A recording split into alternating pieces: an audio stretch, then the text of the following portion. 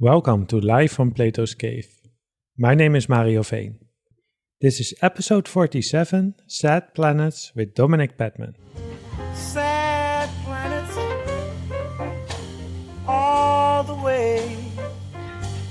Sad planets every day. Sad planets. Yeah, a special theme song for this episode. I'm so happy to share this conversation with Dominic Pettman with you. I've been looking forward to reading this book, Sad Planets, that he co-wrote with Eugene Decker. And it did not disappoint. You know, there are so many great climate-related books coming out, and we can't possibly read them all, so it's hard to pick and choose. Which is why I'm excited to share a project I'm doing in collaboration with Future-Based. It's a series of book discussions, one climate-related book each month starting in August. And the title of the series is Challenging Time, Reading Against Climate Madness. I'll share more about this later, but I'm bringing it up because Sad Planets is the first book I will discuss in that series. And I chose this one to start with because it's really bringing something new into the conversation.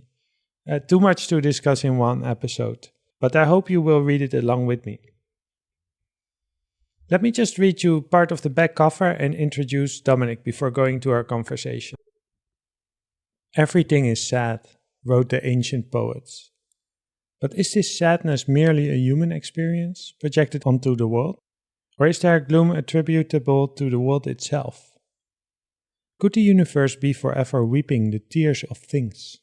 In this series of meditations, Dominic Pettman and Eugene Decker explore some of the key negative effects associated with climate change, environmental destruction, and cosmic solitude.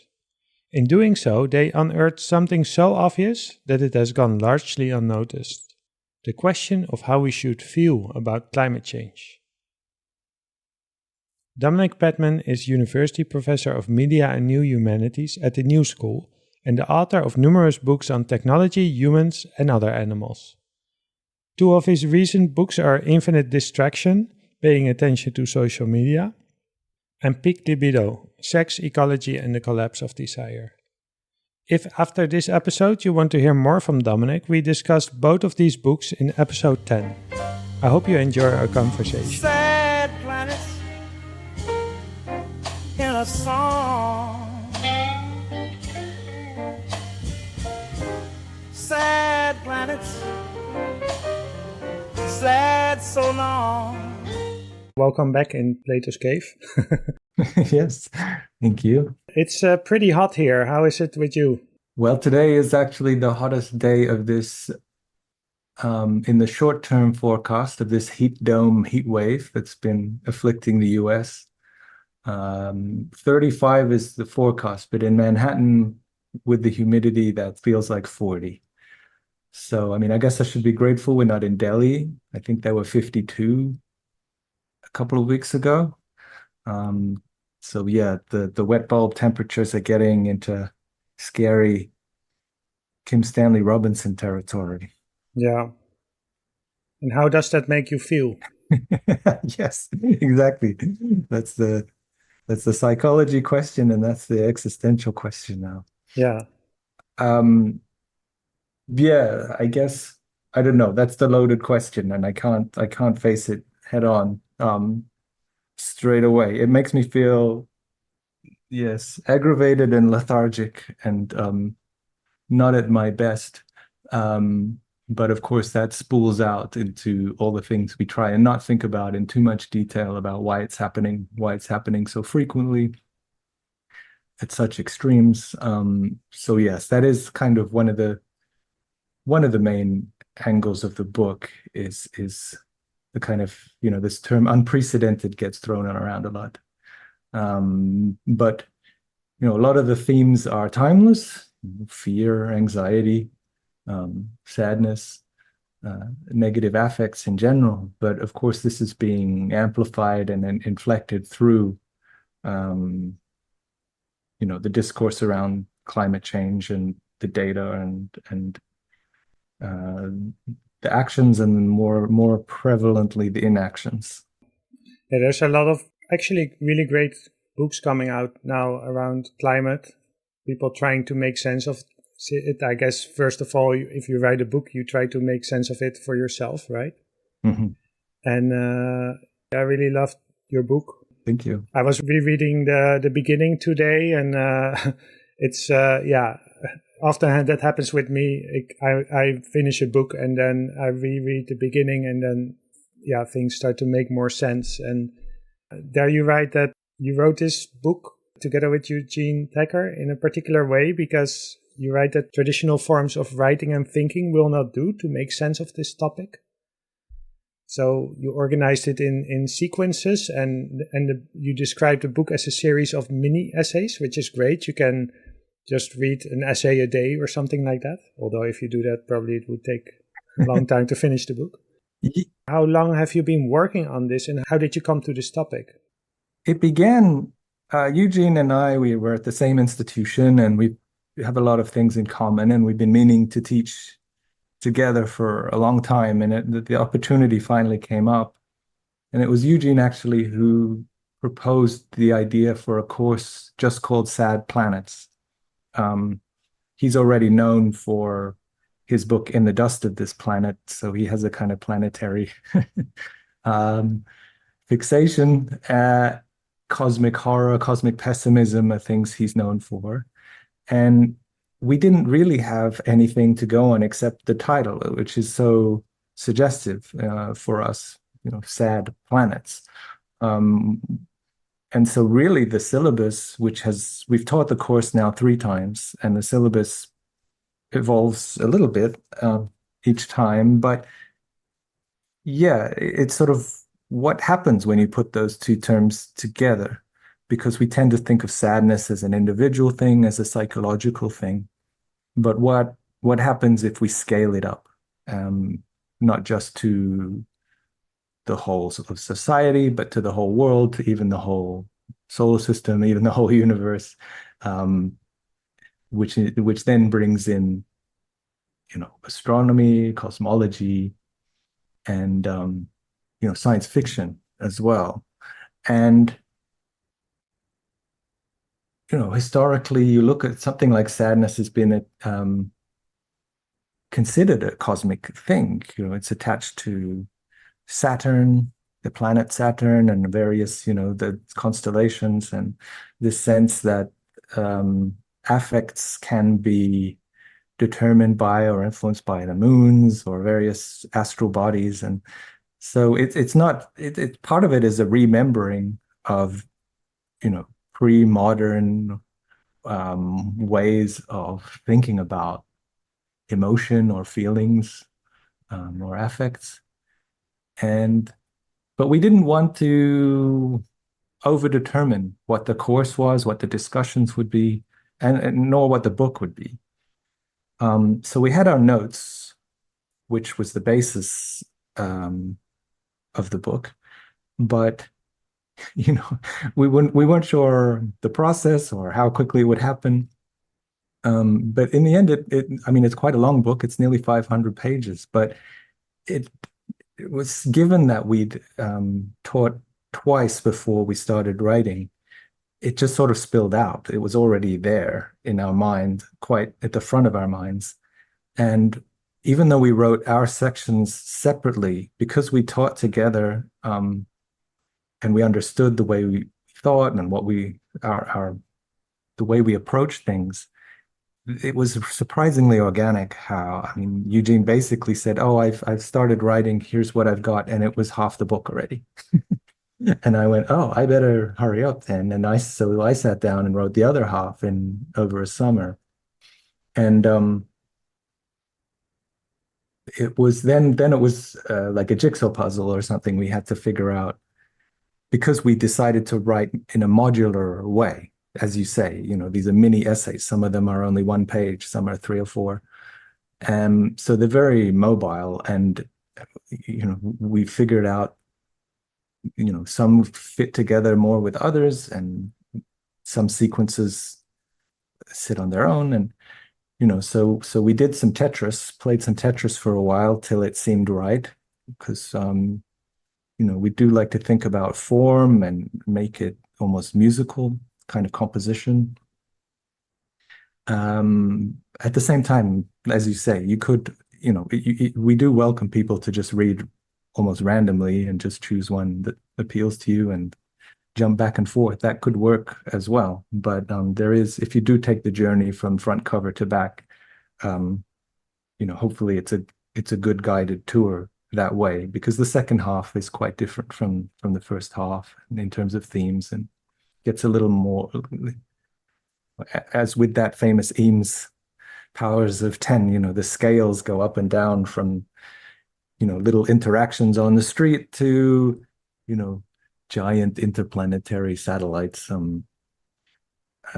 So that was sort of the way it came together. It was surprisingly fast and easy given the weightiness of the topic, because it started as a class.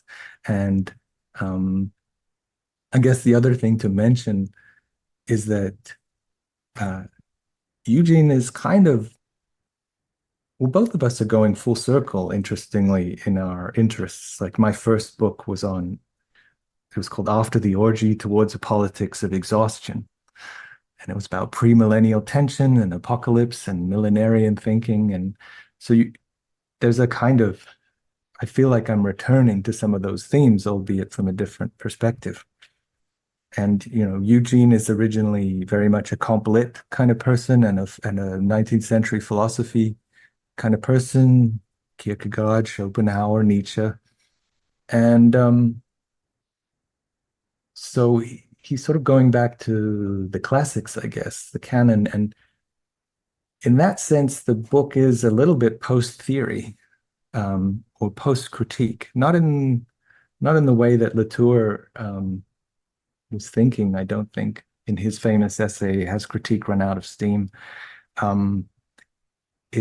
It's really an attempt to not over-rely on critical theory and established concepts as lenses, because they can become a bit, again, over-determined, a bit of a crutch. I find this myself a lot in my writing and in my teaching, that I'll just default back to a concept, because then I feel familiar and I know how to use it, I know how to apply it. But of course, then you've sort of already halfway knowing what the insights will be. So we try to resist that in the classroom as well, which is really interesting because, grad students, this was a master's level class, they've really drunk the Kool-Aid at that point in theory, and that's all they want to do.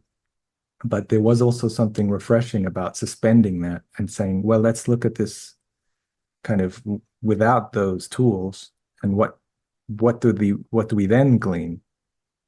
And that's sort of the way we approached it. Was not, obviously we're informed by and influenced by critical thinking and thinkers, and but we tried to kind of suspend that for this, in order to look at these elements with fresh eyes.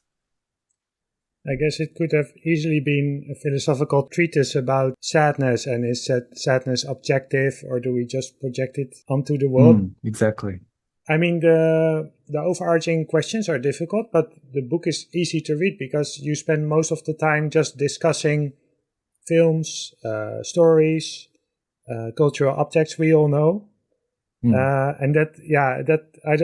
don't know, I really appreciate it, that kind of approach, because it also maybe connects into one of the themes of the book, is like when writers tell you how to feel as a reader.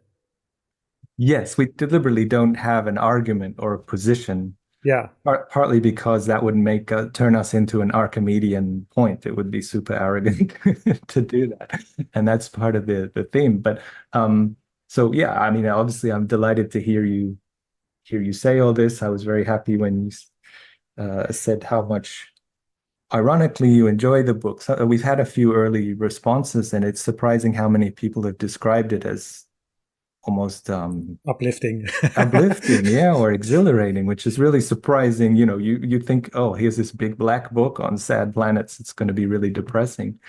And of course, some of the content is, but we found this with the teaching as well, that there's something strange about leaning into it because there's so much effort culturally and psychologically to disavow what's happening, to kind of deny it or sublimate it or channel it into other things, to live in denial. And to really acknowledge it, look it in the face like this is something almost therapeutic about it, especially in a group, in a room, where you're all dedicated to it.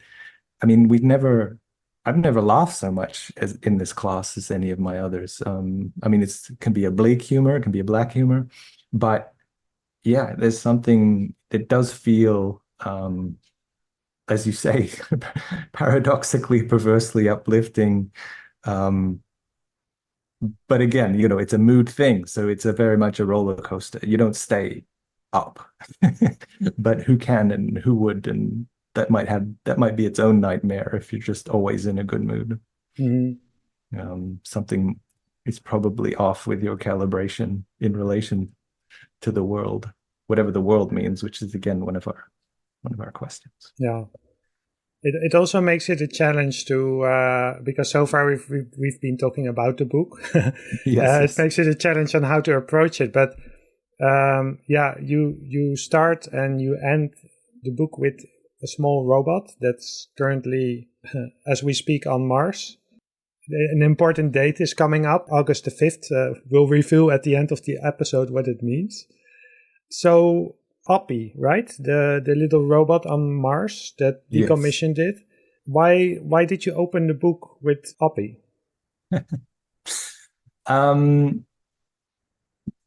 Yeah, because I think it is helpful to always begin with a case study or an example that can quickly crystallize the bigger project. And Oppie spoke to me. I remember at the time there were these news reports of the Opportunity rover, which was sending back photos of Mars, the red planet, to NASA.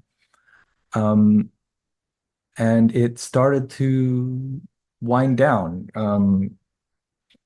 These things are obviously finite. I think it lasted longer than they were planning, from memory. My memory's not great anymore, but there was news reports at the time that circulated that just before the Opportunity stopped functioning, it sent a message back home saying, my battery is low and it's getting dark. Which, it's like something out of a Pixar film, right? Like WALL-E or something. And it really hit.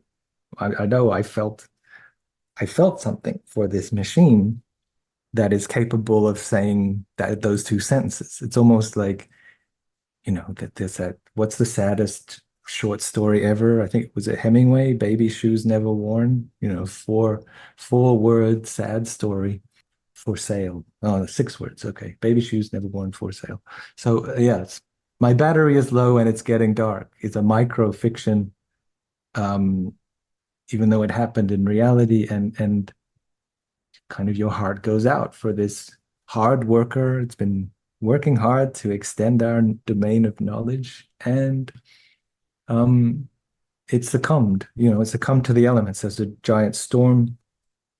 I guess it clogged all its circuits, and it died in quotation marks. And there's something very poignant about that, because it opens up the question of what is sad. What is the criteria for feeling empathy? Does it have to be human? Does it have to be even alive? It opens up this can of worms about what's a legitimate response emotionally to a form of intelligence or a form of activity. I mentioned Latour already briefly, but his whole actor network theory tries to incorporate what he calls agents, so non-human, non-living elements into a system, and giving them a type of agency or acknowledgement, some kind of existential legitimacy in our eyes. And so it just seemed like a good little preamble, as if it was a Pixar movie, right? So you have this little vignette about a robot's last words, and judging by the when I bring this up in class as well, it clutches people. And so yeah, that was I just thought that was a good doorway into the topic. And but then it also brings up, yeah, all sorts of things around the human project. Why are we sending robots to Mars?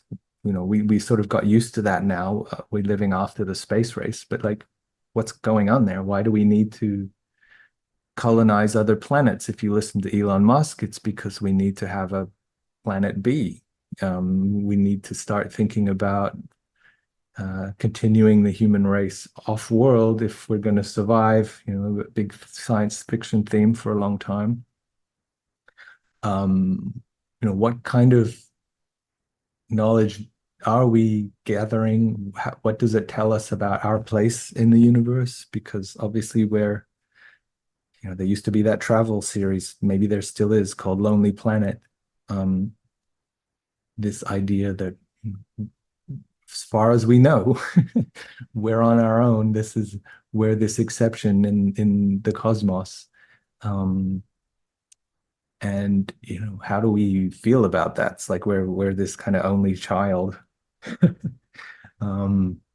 even though there are so many other species that we somehow forget we're cohabiting with. But yeah, so those kind of questions all unfold implicitly from this little moment, and then we sort of trace those lines through the rest of the book. There's a lot of talk now, at least in the Netherlands as well, about how should we feel about all this. Are we supposed to be positive or doom thinking? Is it okay to be negative? Is it okay to have eco-anxiety? And is the eco-anxiety caused by the climate crisis itself, or our failure to act on the climate crisis? Is it even to even say it's a climate crisis? Is that to say that the climate itself is in a crisis, or is it only a crisis for us? Right. And there are all these discussions, and what I like is that the question shifts a little bit to questions like, I guess many people are still used to seeing emotion as something that you feel like in your head, or at least in your body, and it's an individual thing. And it's something, of course, Oppie doesn't have feelings. And it's just, I hear a story and then I project this emotion of sadness on a robot that is not human, so it can't have feelings. You quote Tetsura Batsuji. I don't know if I say that correctly. He writes, "How can the feeling of cold relate itself to the coldness of the outside air?" And that really reminded me to a conversation I had with a theoretical physicist. And I asked him, so what is the biggest question in theoretical physics? And he said, I probably can't say it correctly, but it's something like, how does the mass of the sun affect the gravity around it, or bend the space around it? Yeah, so I guess if I word it like that, is that kind of the fundamental question that you were busy with? Like, is sadness just a feeling that I have inside? I feel sad, or is it a social construction, which people are saying as well, or is there something objectively sad about it? Yeah, that became one of the big questions through our conversations and through our writing. We realized, affect versus emotion is, to simplify things, emotion is what we call those feelings we have individually, personally, that we can name: anger, fear, resentment, jealousy. But affect is more like the climate. It's more like the weather. Affect is a kind of shared pre-personal capacity to be affected by things and by each other. So it's a form of commons that it suggests and understands that emotions they're not just private, isolated things, but they pass from person to person. It's about our capacity to be affected. Yeah. So, I mean, Raymond Williams famously called it the structure of feeling. So there's almost an architecture to it. There's something external about affect. And we all understand that, right? That people talk about a vibe shift in the culture, or um, as even the idea of zeitgeist, different moods. Like mood itself is interesting, right? Places seem to have moods, no matter what type of people are in them and what moods they are in. So there's something very suggestive about affect being more than human, pre-human, that kind of thing. And of course, creatures, our pets especially, are susceptible to moods, and we are to them. But also maybe wild animals too certainly have moods. There's that Japanese phrase, mono no aware, on the sadness of things themselves. Haiku and certainly Japanese literature historically has been attuned to this kind of ambient sadness or melancholia or just moods that are part of the landscape, part of the world. And I mean, it is kind of crazy when you think about it. It's part of our very modern understanding of the self as as private property, as an individual thing with its own rights and agency. We get carried away with that, and it's almost we forget the extent to which we are just moments. We're the worlding itself.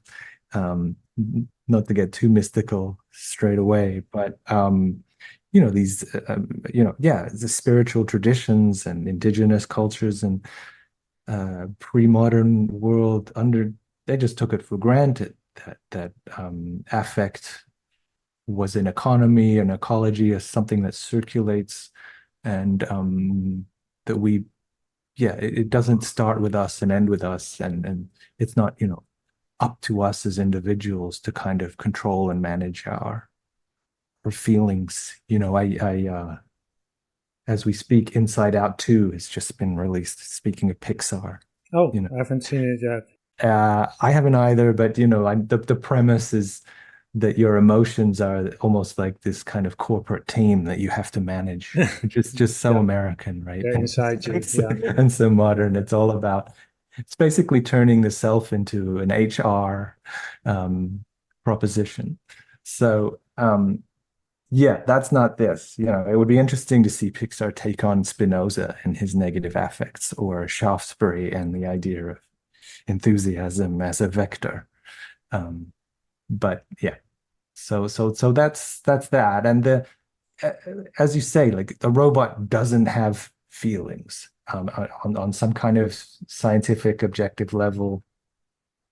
Yes, of course, but from this other perspective, it's part of a holistic kind of situation or mise en scène that can generate or evoke or catalyze, crystallize mood for different kind of sensitivities.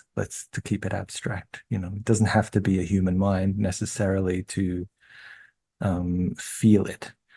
I guess the young folks talk about catching feelings, right? So there is this pop acknowledgement of the infectiousness of it.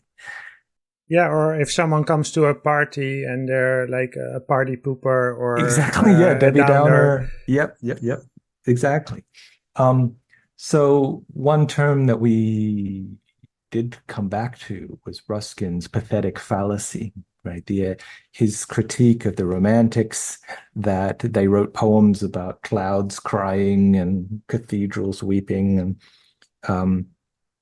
he thought this was nonsense, that it was just the poet projecting and it was usually his kind of, tortured feelings onto innate objects and inanimate things. Which from one angle, yes, that's a good critique of the Romantics. But from another angle, you could say that, the Romantics were sensitive enough to pick up the vibrations of, say, a ruined abbey and understand that there's a kind of residue there. There's a ghost. There's some kind of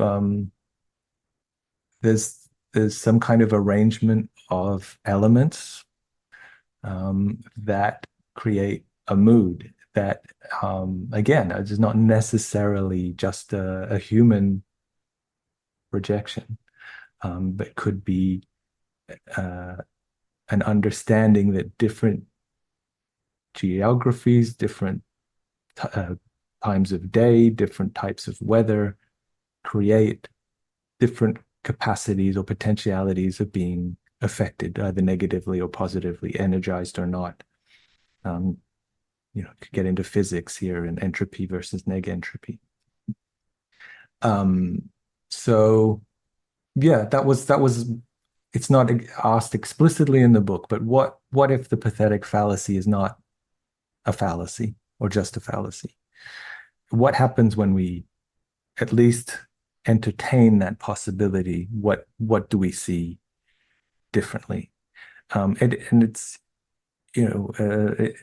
as with all my stuff, all my work, it's an attempt to sort of step beyond myopic humanism. Because if we just assume that we're the only creatures that can have refined feelings or subtle feelings, then we're succumbing to human exceptionalism, which I'm not a huge fan of most of the time. How do you connect that interest with, in one part of the book you refer to Nietzsche a lot and to Kierkegaard, the absurdity that they describe of not wanting to be a self and wanting to be another self, like Elon Musk wanting to escape the planet, going to another planet. But they, especially Nietzsche, I think, also continuously reminds us that we cannot get out of our human-centric view. We are stuck. Maybe that's also a connection with Plato's cave, that we are in our human perspective and we cannot get out of it. As you say, as soon as we go to another planet, it's not a planet anymore, it's a world. And maybe we cannot see our own planet because we don't see a planet, we see a world, because we're always in our human perspective.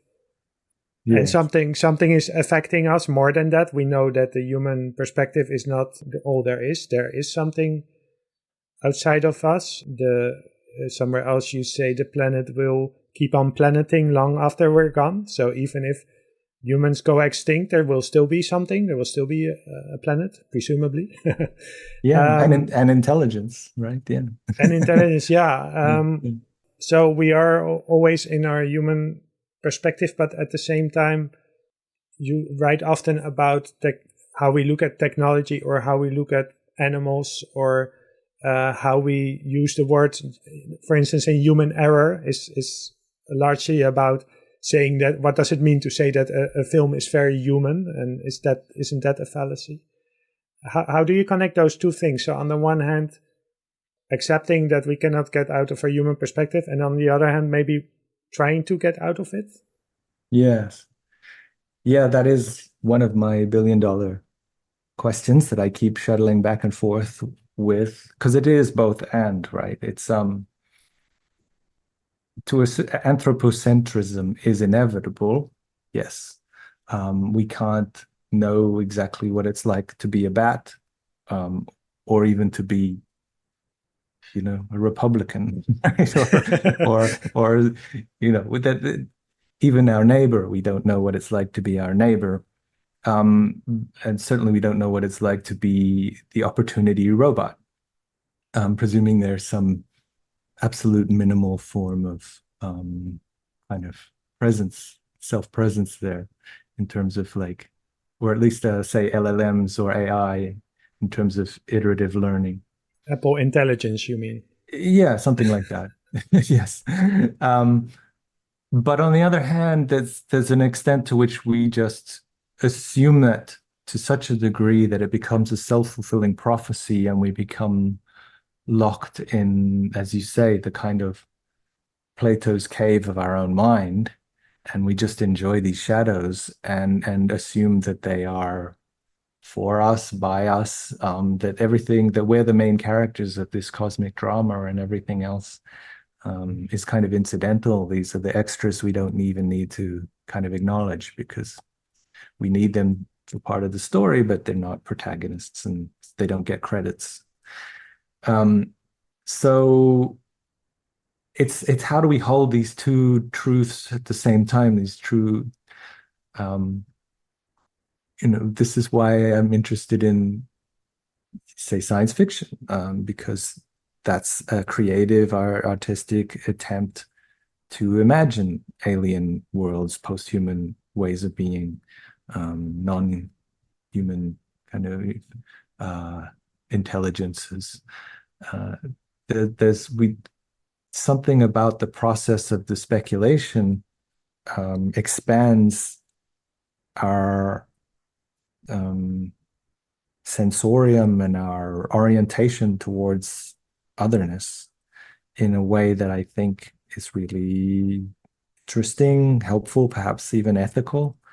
Uh, I think of something like Willem Flusser's brilliant singular book on the vampire squid, which he thinks of as a kind of alternative form of Dasein, or of being in this kind of almost human way, but completely alien at the same time in the ocean.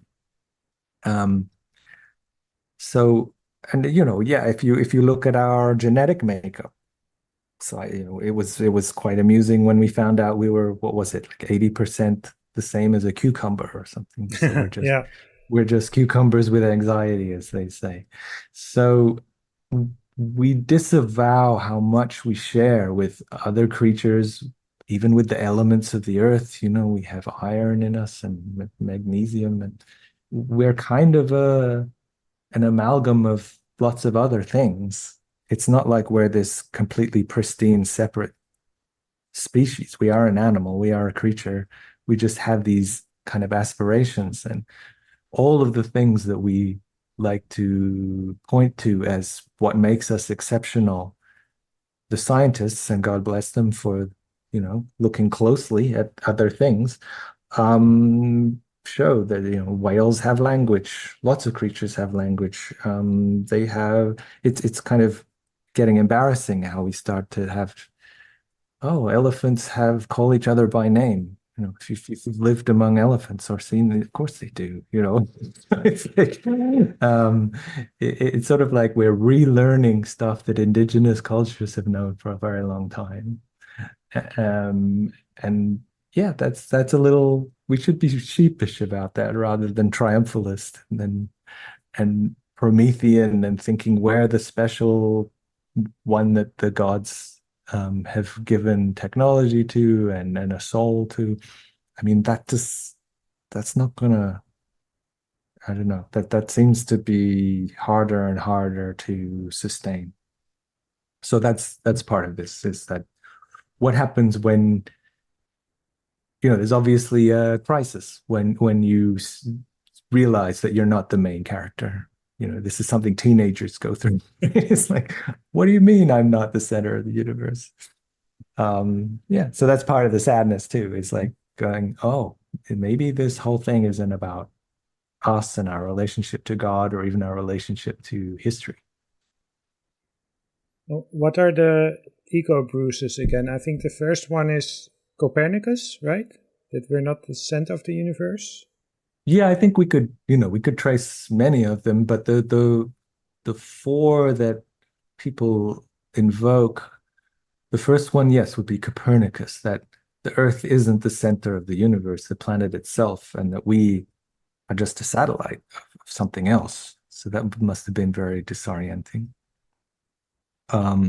You could put someone like La Mettrie there as well, who was one of the first materialists philosophers who described the human as just an organic machine, almost without a soul.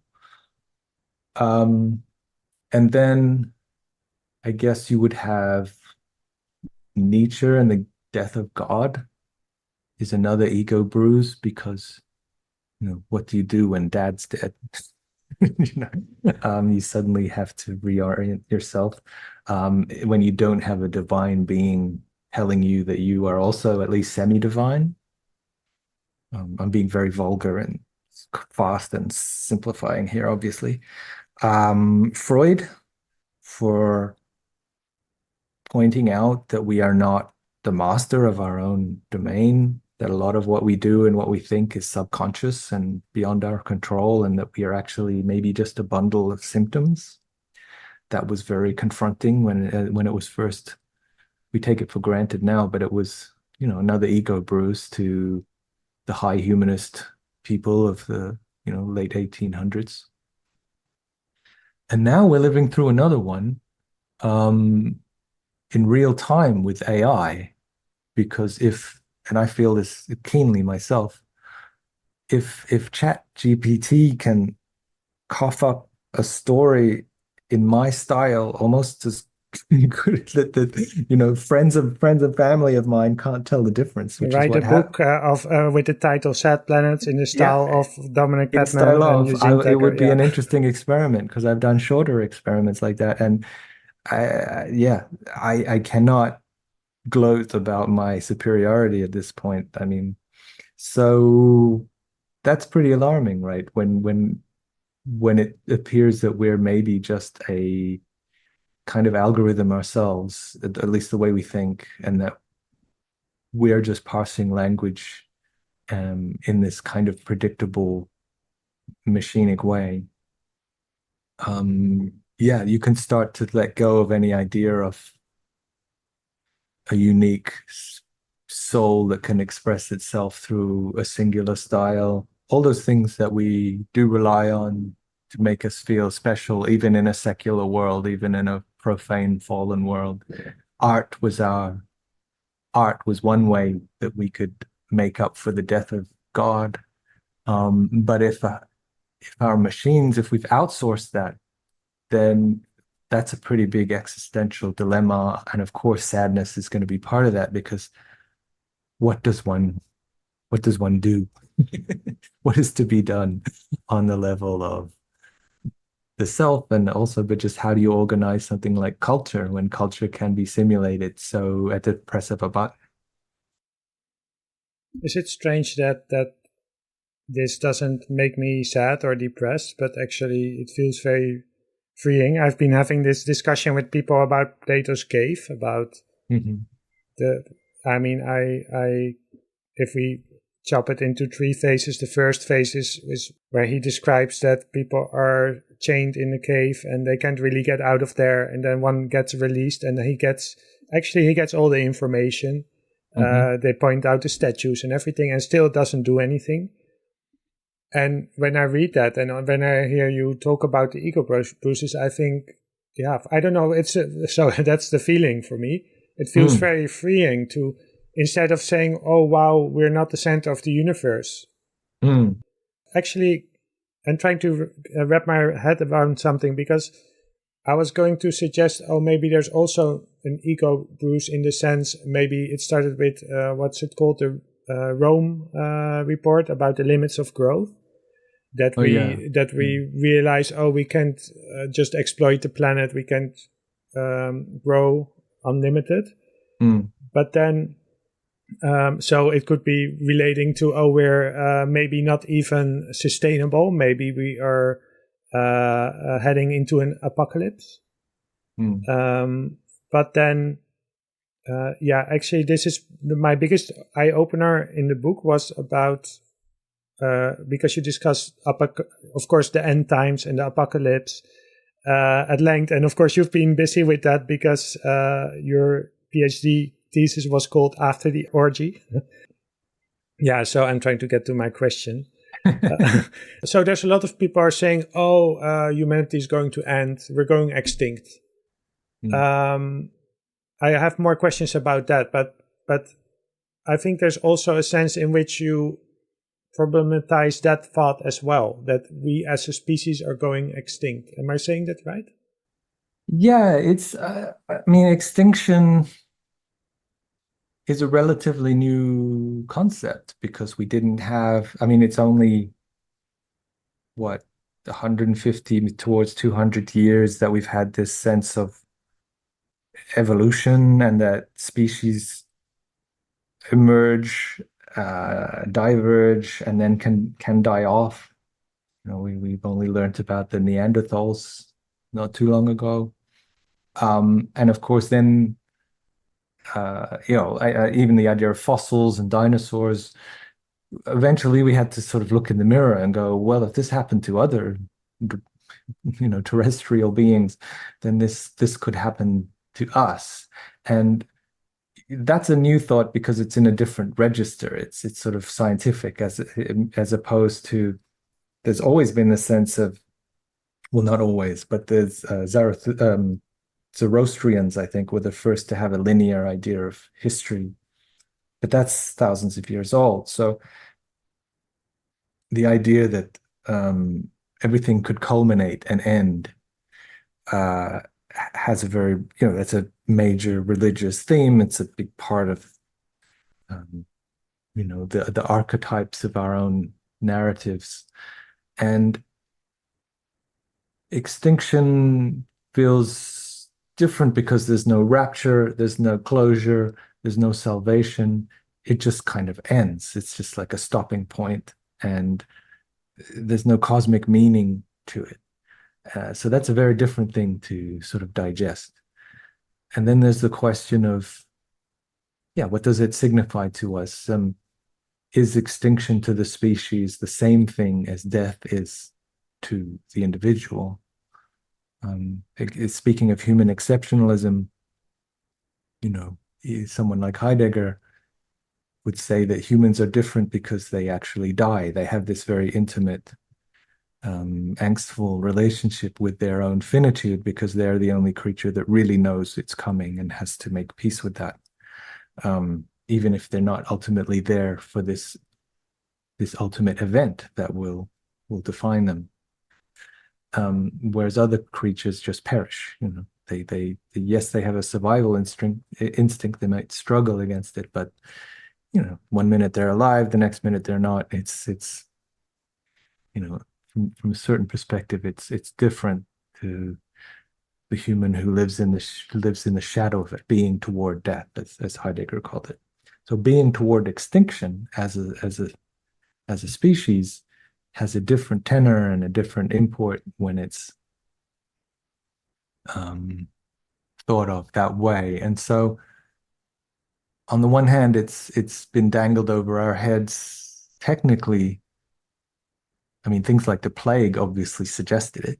If 3 out of 5 people are dying, you're probably thinking, okay, maybe we're all going to die. But there was, you thought, well, I'm either going to heaven or hell. There was an afterlife. When it becomes secular, the nuclear bomb suddenly ushers in this possibility that we were going to cause our own extinction, and it was actually very technically possible. And what would be the redemption in that? So, but then so it's not a question of how, but maybe even when. And then you get these fantasies of escape. And what if if we colonize other planets, then we increase our chances of survival and continuing human race. Then, of course, there's uploading our minds into the singularity fantasy, which is very, religious. We're rapturing up to the matrix. And then we become post-human. So how do we survive the end of humanity? We become post-human. We merge with our machines, and that's how we continue, by becoming something else.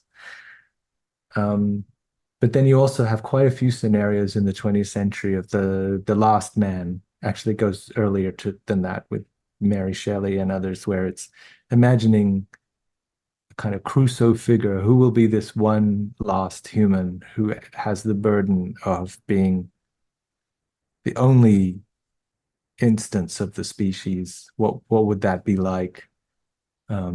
It's a kind of, yeah, melancholic epilogue to our own time here on Earth. Like, do we do we exit the stage for some other creature to evolve and take the center, or yeah, these are the kinds of. Is that what you mean by the? Yeah, exactly. Yeah, there also in some of the earlier episodes of this podcast, there's this narrative now also in the climate movement that talks about apocalypse and extinction, and saying, well, we are kind of evolving as a human species because philosophy teaches us how to die, and there's all this stuff about individual death. And our collective extinction is just, how do you say, a generalization of that. You can speak about the death of humanity as you can speak about the death of the individual. Right. And there's also in that, so I'm just summarizing kind of what I hear around me. There's also a lot of talk about these complex emotions like ego anxiety and soul stagia. And what my eye-openers were, it sounds logical. Like, yeah, your personal death is the first shock to your existence, and then the realization that the human species might end is the second shock.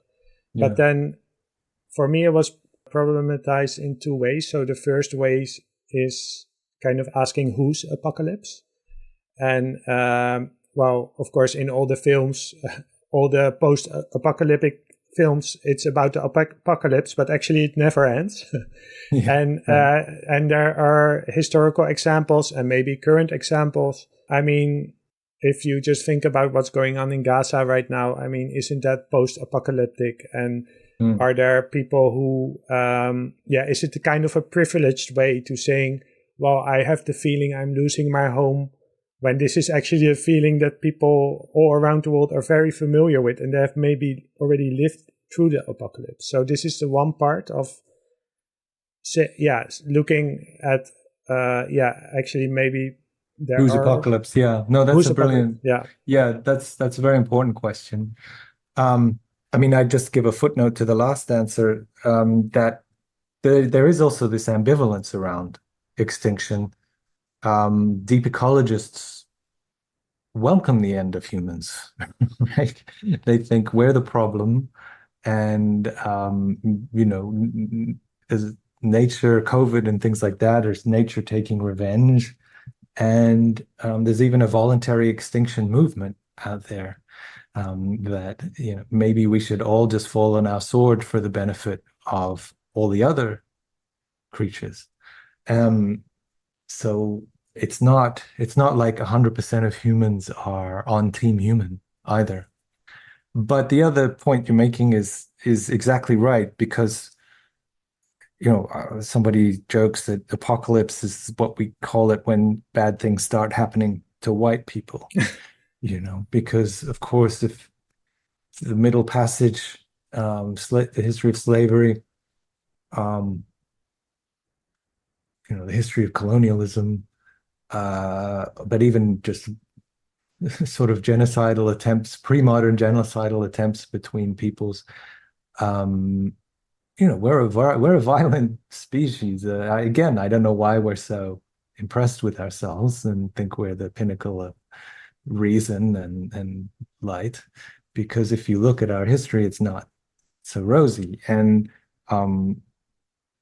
we've wiped out so many languages, so many types of people, so many ways of being, that from another perspective, yes, I mean, the history of humanity is just a series of apocalypses and endings, and it's sort of this never-ending endings.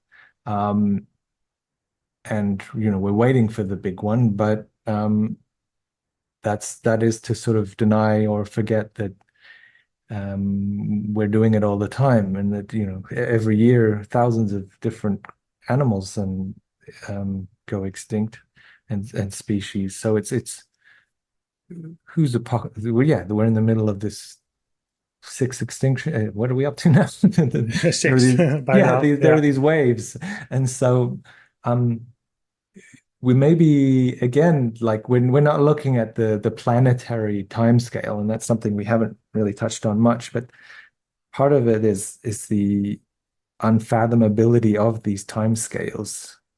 4 billion years or more on Earth.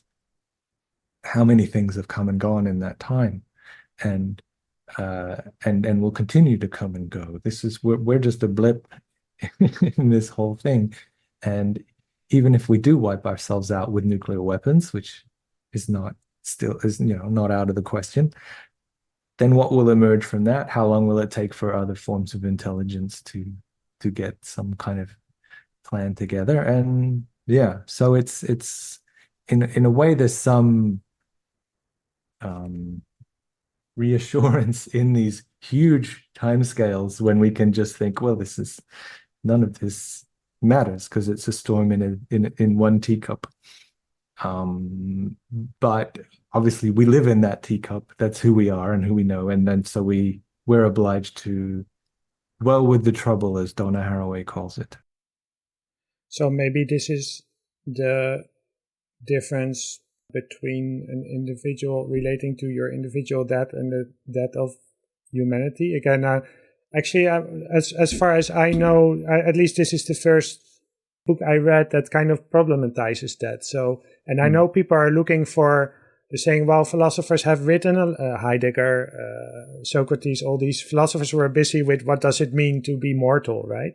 And trying to look who are the people who are writing about, okay, what does it mean to be mortal as a species? But yeah, so like earlier you mentioned something like, well, this very question, the word of species hasn't been around for very long. So there's already, even asking the question is already making certain assumptions. And I guess the other part is time, and the fact that one day I'm going to die is also has to do with, okay, there's so many things I want to do in my life, and I don't have time for all of them.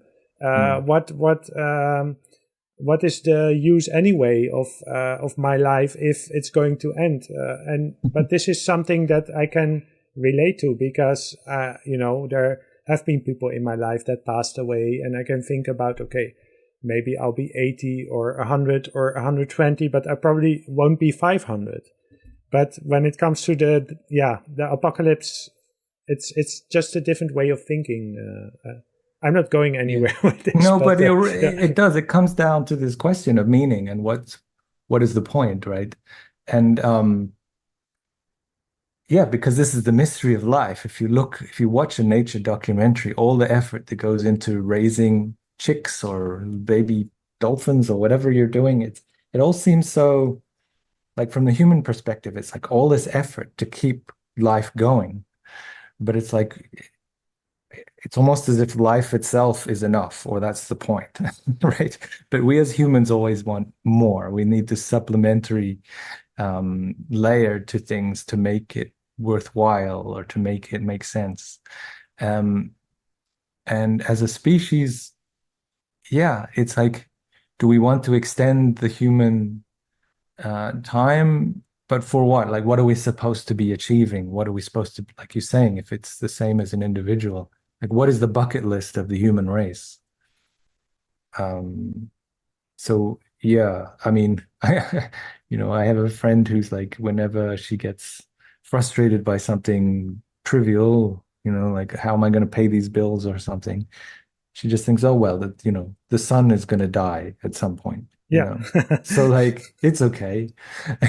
So there's almost some existential solace. Isn't that in Annie Hall, that Woody Allen? As well, right? Yes. What's the point of doing homework? Yeah. Why do homework when the universe is expanding? I mean, that's kind of the question. It's like, we all have to kind of fool ourselves or forget this in order to get things done, or to get out of bed in the morning, to make it feel like we're part of some project, when maybe we're just filling in time, the time that we didn't even ask to have in the first place. And then it's like, so that's where the sadness can often come in, is the noonday demon, they would call it in the monasteries, because between prayers and the busy work of being in a monastery, you're supposed to just be, right, or reflect on life. And that leaves a lot of room for doubt, for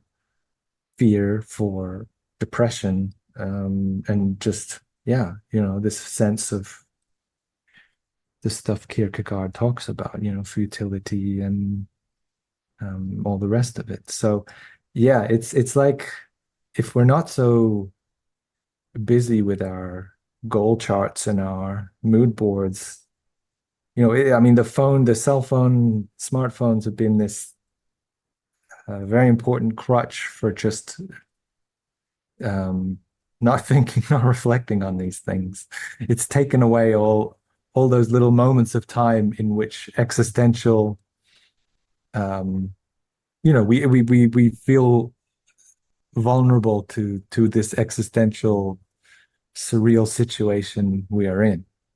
And so, yeah, we've been speaking of Plato's cave, we love the puppet shows, we love the sculptures, we love the flickering, because then we don't have to really look around and say, wait a minute, why are we in this cave? What's going on? If we're debating about the merits of this shadow versus that shadow, we don't have to actually think about it. And then but of course, that we are aware of it on some level. We're repressing a lot of those anxieties, and that's what comes out in other ways, in other symptoms. There are so many other themes in the book that we haven't discussed, like you say about, just relating to all this, and then how does that make us feel, and relating to the planet as a whole. But we are coming to the end of our time, I guess.